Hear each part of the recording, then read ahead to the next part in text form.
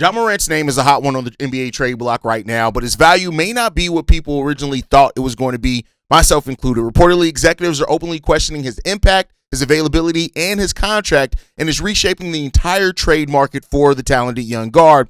Meanwhile, the Toronto Raptors are feeling the pressure to be in win-now mode right now, and Memphis is clearly shifting towards a Jaren Jackson-focused future. We're going to talk about all those things, plus more, right after this. Welcome to the number one place for your daily basketball news and analysis, NBA Central. What's going on, basketball fans? Welcome to another episode of NBA Central, your number one spot for everything basketball related. I'm the host there, Haize, but more importantly, you guys can follow the channel at NBA Central Pod on every social media platform we happen to be on. With that said, let's go into this content for today, y'all. So, reportedly, an Eastern Conference executive, and we all know the random and mysterious Eastern Conference exec, talked about a little bit about Ja Morant and what's some things that could be troubling teams in trading for him, saying this, that while the Memphis Grizzlies are open to trading Ja Morant, over the next few weeks, many will see what his value truly is. There are several teams who need a point guard, and someone like Morant could help them, but may not be willing to make a deal due to various reasons. Those factors have included things on and off the court, and executives are already talking about how low his value is. This comes from Tim McMahon of the Hoop Collective saying this. I'll quote an East executive, the combination of pain in the and injury prone, not the pain in the ass and injury prone, not that good anymore, and big contract is a bad one. This season alone, it looks like Morant has taken a step back and doesn't look like the explosive player he was just last season. Again, he's not attacking the rim. He did recently have a 40-point game that was kind of like a reminder or even an indication of like, hey, if I want, I still can. How often does he want to? How often is he available? He's a bad jump shooter who is shooting more jump shots than ever. And these are fair questions. And I talk a lot about Ja Morant and his three-point shooting this season, which he's averaging like 20% from three this season. But there is something to be said about Ja just isn't happy anymore. And we've seen that happen before. And I'm not saying that it's an excuse. You're out there, you're paid to play a game. You want to play a game. But Ja Morant is averaging career lows in overall field goal shooting percentage. He's averaging career low in three-point shooting percentage. He's taking the least amount of shots he's had since his second year in the league as well. Some of that is a byproduct of the new offense by the Memphis Grizzlies. We talked a lot about that at the start of the season, how this offense is taking the ball some out of Ja Morant's hands, and that may be leading to him being unhappy with his spot on the team, which could factor into his play. But there's no doubt that there is some off-the-court issues. There's on-the-court issues. There's fit concerns. There's all those type of things when it comes to Ja Morant that you just can't ignore. There's no doubt that Ja's a talent, right? But that talent has taken a hit in the way that it's viewed around the NBA over the last couple of years because of some of his own actions, some on-the-court things, and everything else going on with that. So, if there are teams that are kind of trepidatious about making a trade for Ja Morant, considering, again, he's making over $40 million, $39.4 million this year, $42 million next season, and then $44 million the season after that before becoming an unrestricted free agent in the 2020 summer of 2028. So that's the questions that you have there for Ja. And it's fair for that. Like, I think that we've seen in the second tax apron era, teams are going to go over every little thing about you, and sometimes that's maximized a little bit more. But like I said, we've seen Ja basically say that he wasn't happy before, right? And not to say that should be the case, but it's a huge, like, there is a human element to all of this that sometimes, understandably so, we can get away from or forget about just because of the nature of just talking basketball and just talking about what happens on the court. The question then becomes about whoever does trade for Ja, do they feel confident that some of those on the court issues, do they feel confident about, his love of the game getting back to being the player who we've seen him be before? Does that come back around if is there? I don't think that it's the same as a Trae Young situation, right? I don't think there's that, right? Ja has 2 more years fully guaranteed on his contract after that. Trae Young can opt out. We'll talk a little bit about Trae Young and the reports that he could sign a new deal with the Washington Wizards. But it just comes down to that for Ja. But with all that said, even with this mysterious Eastern Conference executive, there is an Eastern Conference team that reportedly could be making a move for Ja Morant, and that is the Toronto Raptors. This one comes from Mark Stein of the Stein Line that says this. Toronto Raptors could be facing a win-now pressure to make a splashy trade at this year's trade deadline. And with the Memphis Grizzlies opening to trading Ja Morant, the pressure could lead the Toronto Raptors to make a deal for the guard. Now, we keep hearing the Toronto Raptors being interested, being involved, in names. We've heard them in the Giannis name. We've heard them Domantas Sabonis name being floated around the team. We've heard Michael Porter Jr. floated around that team. And there's no doubt that the Raptors are looking to make or reportedly are looking to make a splash move, right? This is a team that is much better than people were giving them credit coming into the season. Colin Murray-Boyles is having a solid season for them. They're fourth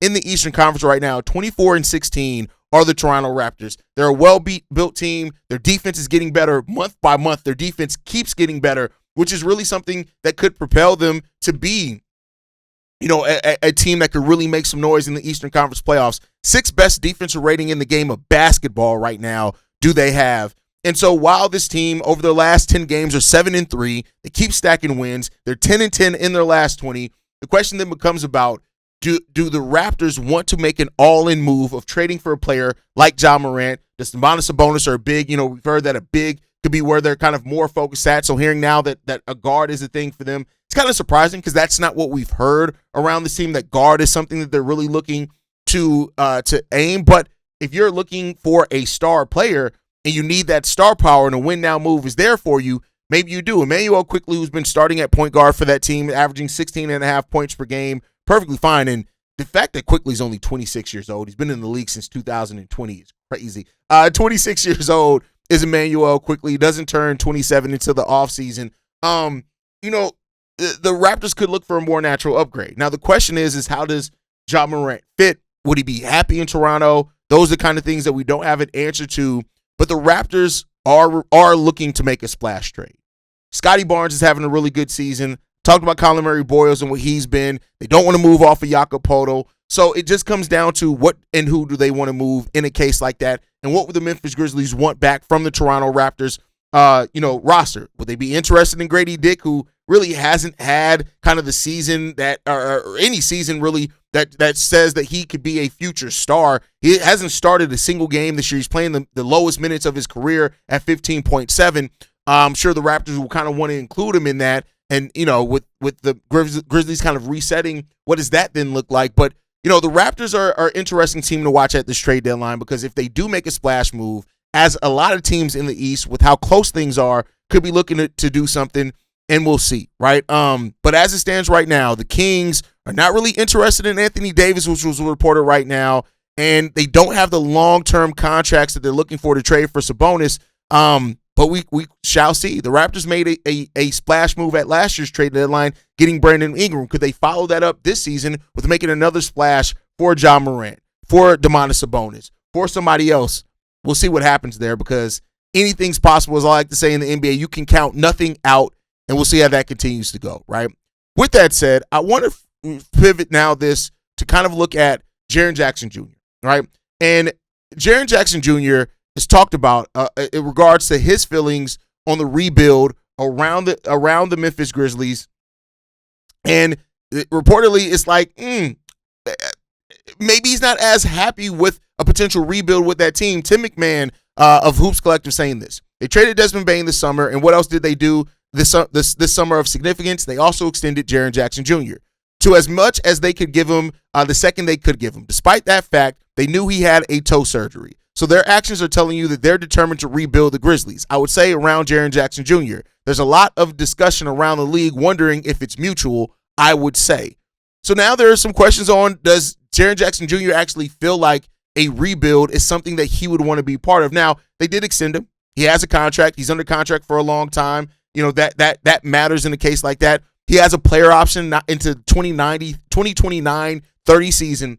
But if Jaren Jackson was to kind of put some pressure on that Memphis Grizzlies team, would they go ahead and trade him? And I mentioned this in yesterday's episode as well. With the Utah Jazz, it was very similar. They wanted to move Rudy Gobert. By the time they got done reviewing everything and looking at what they got offered, they decided to move Gobert and Donovan Mitchell at a time where not a lot of people thought that was going to be what they did. They moved both those players. They cleared the deck. They stacked themselves with draft picks. Could the Memphis Grizzlies do something similar to that, even if they do have the desire to rebuild around Jaren Jackson Jr.? Maybe. Right? I'm not going to say for sure that they will. We haven't heard anything about Jaren Jackson Jr. necessarily being upset there, but it does seem like, Jackson, who, wants to compete, if they trade Ja and they don't get a good return back for Ja and something that makes them a better team, that does have them take a step back in that Western Conference, you can very easily go in that West from being a team that if you get your stuff together, maybe you can compete a little bit to being at the bottom of the West. And then even then, because of how bad the Eastern Conference is, you're not getting, the highest draft picks in that case unless you win the lottery. So, it could make some sense there. I don't think that the Memphis Grizzlies, even if they do move Ja, that they're going to move Jaren Jackson Jr. also at this trade deadline. I think that they probably will give it a full season, if not more, before they and see really what their options are looking like. They're in the play-in as it stands right now. They're in the 10th seed. They would be in the play-in if the playoffs started today. So I don't think they're going to look to completely clear the deck, but you can never count out a team and say that that's just not an option for a team either, depending on offers, because a team could make them an offer that they feel like, hey, if we're going to trade Jaren Jackson Jr., I doubt we're going to get a better offer than this. Let's get it, because it could be a team that's desperate to add him. We'll just see what happens there, but it just continues to be some speculation on the sense that, hey, Grizzlies don't want to move JJJ, but the fact that our teams are waiting for him to become available, and sometimes we've seen that could make some things kind of push and go forward that you don't necessarily expect. But with that said, the New York Knicks, who are a team that are reportedly looking to make some trades, are open to trading Guerschon Yabusele and Pacom Didet as well. This one comes from Mark Stein as well. It says that James Dolan ruled out any major trades before the upcoming trade deadline, but the Knicks are currently 6-8 since winning the NBA Cup, and that, they could be looking to move some things. And, that makes some sense. Didet is 20 years old. Yabusele is a little bit of an older player, but he is a player that I do think can help teams on the back end of their bench and stuff like that. So could be something that's interested in them there.